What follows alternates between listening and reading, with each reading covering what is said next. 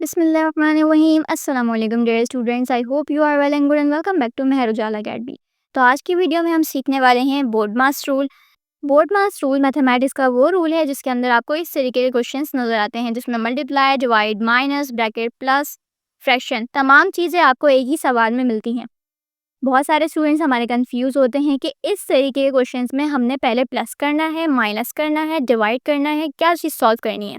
तो बोर्डमास रूल एक ऐसा रूल है जिसमें आप इस तरीके के क्वेश्चंस को स्टेप बाय स्टेप बहुत इजीली सॉल्व कर सकते हैं और आपका आंसर भी करेक्ट आएगा। इस तरीके के क्वेश्चन आंसर्स आपकी हर क्लास में आते हैं, इवन कि आपके फर्स्ट ईयर सेकेंड ईयर में भी आते हैं। ठीक है, तो हमें सबसे पहले समझना है कि बोर्डमास रूल होता क्या है। ठीक है, बोर्डमास रूल क्या होता है। बोर्ड मास, इसमें सबसे पहले जो हमारे पास ये बी गिवन है इसका मतलब क्या है। इसका मतलब है ब्रैकेट। ठीक है, ब्रैकेट, बी का मतलब होता है ब्रैकेट। देखेंगे इस सवाल में आपको यहाँ पर नजर आ रहा होगा ब्रैकेट। ठीक है, तो बोर्डमास रूल में इस बी का मतलब होता है ब्रैकेट। ठीक है, उसके बाद यहाँ पर लिखा हुआ है ओ। अब ओ का मतलब क्या है, ओ का मतलब है ऑफ। अब ऑफ का मतलब क्या हुआ, ऑफ का मतलब होता है कि यहाँ पर जो ब्रैकेट आपको दिया गया है उसके बाहर एक वैल्यू होती है ब्रैकेट के साथ। ठीक है, उसे हमने ब्रैकेट के अंदर वाली वैल्यू से मल्टीप्लाई करना होता है जिसे हम कहते हैं ऑफ। ठीक है, ऑर्डर्स ऑफ। ठीक है, तो ब्रैकेट ऑफ और उसके बाद डी। अब डी का मतलब तो बच्चे बच्चे को पता होगा, डी है यहाँ पर डिवाइड। ठीक है, पहले हमने ब्रैकेट सॉल्व करना है, फिर हमने ब्रैकेट के बाहर वाली वैल्यू को ब्रैकेट के अंदर वाली वैल्यू से करना होता है मल्टीप्लाई जिसे हम कहते हैं ऑफ।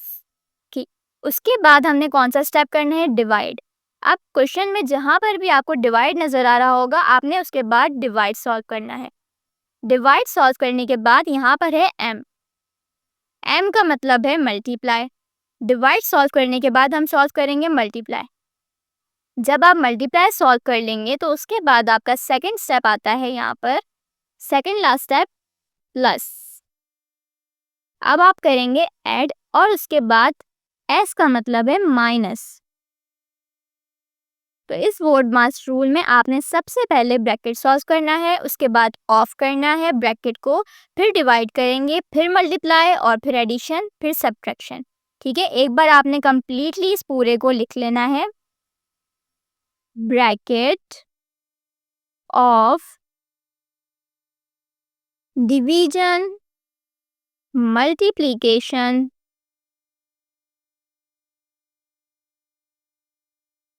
इसे आपने एक दफ़ा कमेंट में भी लाजमी लिखना है, एडिशन एंड सब्ट्रैक्शन। तो ये हमारी बोर्डमास रूल की पूरी फॉर्म। तो आपने इसको एक बार लाजमी कमेंट सेक्शन में लिखना है ताकि कि मुझे पता चल जाए कि आप लोगों को बोर्डमास रूल का मतलब समझ में आ गया है। अब हम बोर्डमास रूल की मदद से करते हैं क्वेश्चन को सॉल्व।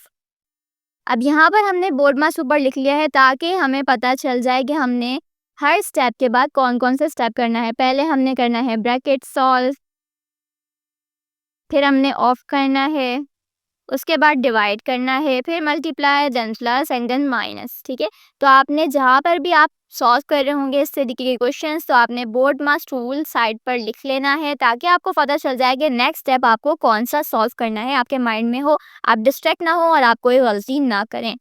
ठीक है, अब यहाँ पर देख लेते हैं क्वेश्चन हमारे पास गिवन है 1/2 प्लस 4 ब्रैकेट में 2 plus 5 over 3 minus 10 divided by 5 into 2। ठीक है, तो अब हम सबसे पहले क्या करते हैं, बोर्डमास रूल में हम करते हैं ब्रैकेट सॉल्व। अब यहाँ पर ब्रैकेट हमारे पास क्या है, 2 प्लस 5 ओवर 3, ये हमारा ब्रैकेट है। तो हम ब्रैकेट को सॉल्व करेंगे। सबसे पहले हम क्या सॉल्व करेंगे, 2 प्लस 5। ठीक है, सबसे पहले यहाँ ब्रैकेट में लिखा हुआ है 2 प्लस 5। इसको सॉल्व करने के लिए हम आंसर में क्या करेंगे, 1/2 हमने एज इट इज़ लिखा यहाँ पर, प्लस का 4 हमने यहाँ एज इट इज़ लिखा। अब आता है ब्रैकेट, ब्रैकेट को हम सॉल्व करेंगे। 2 प्लस 5 विच इक्वल्स टू 7। ठीक है, ओवर 3, 2 प्लस 5 7 ओवर 3। नीचे यहाँ पर आ गया 3। तो हम यहाँ पर टेक कर लेते हैं कि हमारा ब्रैकेट हो गया है सॉल्व, कम्प्लीटली सॉल्व नहीं हुआ है, लेकिन हमारा ब्रैकेट सॉल्व हो चुका है। अब हमें ऑफ करना है, इस ब्रैकेट को ऑफ करना है किससे? प्लस के 4 से। सबसे पहले हम बाकी की जितनी भी वैल्यूज हैं उसको एज इट इज उतार देते हैं। यहाँ पर हमने लिख लिया माइनस का 10 डिवाइडेड बाय 5 मल्टीप्लाई बाय 2। तो ये हमने एज इट इज यहाँ पर लिख लिया है। अब हमारे पास क्या है? ऑफ। हमने 4 को ब्रैकेट के अंदर वाली वैल्यू से करना है मल्टीप्लाई। हम यहाँ पर नीचे फिर से आ जाएंगे, हम लिखेंगे 1/2 प्लस का 4। तो अब हम करेंगे 4 को 7 से मल्टीप्लाई। ठीक है, 4 को हमने 7 से मल्टीप्लाई किया तो हमारे पास आंसर क्या आ गया? 28/3। अब माइनस का 10 एज इट इज, डिवाइड का 5 एज इट इज इनटू 2। ठीक है, तो अब यहाँ पर हमारा कंप्लीटली ब्रैकेट ऑफ हो गया है, कंप्लीटली ब्रैकेट हो गया है ख़त्म। अब हमने क्या करना है? डिवाइड। हमारा नेक्स्ट स्टेप क्या होगा? डिवाइड। अब आपको इस पूरे क्वेश्चन में डिवाइड कहीं नज़र आ रहा है? जी बिल्कुल, यहाँ नज़र आ रहा है। 10 और 5 को हमने डिवाइड करना है। अब आप सोचें कि 5 और 10 को हम डिवाइड करेंगे, यानी कि 10 को हम 2 हिस्सों में अगर डिवाइड करते हैं तो हमारा 5 में डिवाइड हो जाएगा। ठीक है, तो हम यहाँ पर क्या लिख सकते हैं? 10 को 5 डिवाइड करना है 5 से, तो हम लिखेंगे कि यहाँ पर 2। ठीक है, 5 2 ज़ा 10 होता है, तो हमने डिवाइड किया जब, तो 1/2 हमने एज इट इज़ यहाँ लिखा, प्लस का साइन यहाँ पर आ गया, 28/3 एज इट इज़ आ गया, माइनस, और हम डिवाइड, आपको यहाँ पर मैं सॉस करके भी दिखा देती हूँ। ठीक है, हमने यहाँ पर लिखा 10, 5 डिवाइड किया, 5 2 ज़ा 10, आंसर आ गया हमारे पास 2। ठीक है, तो हम यहाँ पर लिखेंगे 2 इंटू 2। ठीक है, तो हमारा ब्रैकेट यहाँ डिवाइड जो है वो भी हमारे पास स्टेप ये हो गया सॉल्व। अब हमने क्या करना है? अब करना है मल्टीप्लाई। ठीक है, तो अब पूरे क्वेश्चन में हमारे पास मल्टीप्लिकेशन कहाँ लिखा हुआ है? ये रहा। तो अब हम क्या करेंगे? 2 को 2 से करेंगे मल्टीप्लाई। तो क्या आंसर आ गया हमारे पास? 2 2 ज़ा 4। तो हम यहाँ पर लिखेंगे 1/2 प्लस 28/3 माइनस 2 मल्टीप्लाई बाय 2, तो यहाँ पर आ गया 4। ठीक है, तो अब हमारे पास क्या आता है? हमने करना है अब एडिशन। मल्टीप्लिकेशन भी हमारे पास हो गया है सॉल्व। ठीक है, तो अब हम क्या करेंगे? अब हम करेंगे एडिशन। अब यहाँ पर हमारे पास एक नंबर तो सिंगल है, लेकिन यहाँ पर ये जो दोनों है ये है फ्रैक्शंस में। तो अब हम क्या करेंगे? अब हम करेंगे, हम इस 4 को भी फ्रैक्शन फॉर्म में ले आएंगे। जब नीचे कुछ भी नहीं होता तो होता है 1। ठीक है, जब हमारे पास अपॉन में कुछ नहीं लिखा हुआ होता, मैथ का सिंपल सा रूल है, तो हमारे पास यहाँ फ्रैक्शन में आ जाता है 1। अब ये तीनों हो गए हैं इक्वल, हमें करना है एडिशन। नीचे जो हमारे बेस में वैल्यूज़ हैं तीनों की तीनों डिफरेंट है, हमें चाहिए एक वैल्यू ताकि हम प्लस कर सकें। ठीक है, तो हम क्या करेंगे? 2 3 1 को हम करेंगे एलसीएम निकालेंगे हम इसका। तो एलसीएम निकालना बहुत सिंपल है, इसकी भी सेपरेट वीडियो इंशाल्लाह बना दी जाएगी। अभी हम आपको यहाँ पर करके दिखा देते हैं। 2 3 1। अब हम क्या करेंगे? 2 1 ज़ा 2, 3 एज इट इज़ रहेगा, 1 एज इट इज़ यहाँ नीचे आ जाएगा, 3 को हमने 1 एज इट इज़ रहेगा, 3 1 ज़ा 3, और 1 का 1 एज इट इज़ आ जाएगा। ठीक है, तो अब हमारे पास यहाँ पर आ रहा है 2 और 3। जब हम इन दोनों को मल्टीप्लाई करेंगे तो आंसर आएगा 2 3 ज़ा 6। तो यहाँ पर हमारे पास 2 3 1 का एलसीएम क्या आया? 6। ठीक है, तो हम यहाँ लिखेंगे 6। अब हम क्या करेंगे? अब हम 6 को करेंगे 2 से डिवाइड, और हम करेंगे जो आंसर आएगा उसको करेंगे 1 से मल्टीप्लाई, यानी कि 6 टू की टेबल में कितनी टाइम्स आता है? 2 3 ज़ा 6। हम यहाँ आपको सॉल्व करके दिखाते हैं। तो फर्स्टली हमने क्या किया? हम यहाँ लिखेंगे इस तरीके से 6, 2 यहाँ आ जाएगा। ठीक है, ये वाला 2 हम लिखेंगे बाहर, 6 को हमने कर दिया यहाँ अंदर। अब 2 3 ज़ा 6।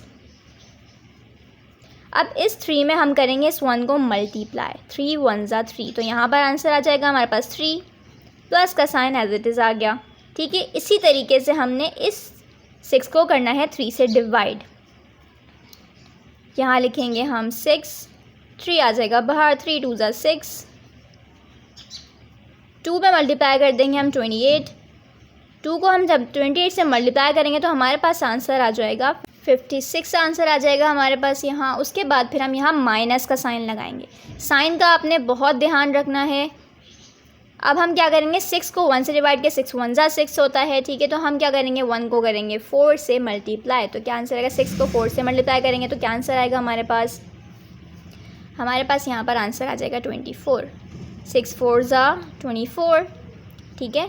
तो अब यहाँ पर कैसे ये आंसर कैसा है, यहाँ पर भी इसको एक दफ़ा और करके देख लेते हैं। हम रखेंगे 6 को अंदर, 1 बाहर, 1 6 ज़ा 6, फिर इस 6 को हमने मल्टीप्लाई कर दिया 4 से, तो आंसर आ गया 24, ठीक है। अब हम क्या करेंगे, अब हमारे पास करना है हमने सबसे पहले एडिशन, पहले एडिशन करेंगे फिर करेंगे हम सब्ट्रैक्शन। तो यहाँ पर 3 को 56 से हमने ऐड कर दिया, तो हमारे पास क्या आंसर आ जाएगा, 56 को हमने करना है 3 में ऐड, तो हमारे पास यहाँ पर आंसर आ जाएगा 59। माइनस का 24 एज इट इज़ रहेगा, 6 यहाँ नीचे आ जाएगा, ठीक है।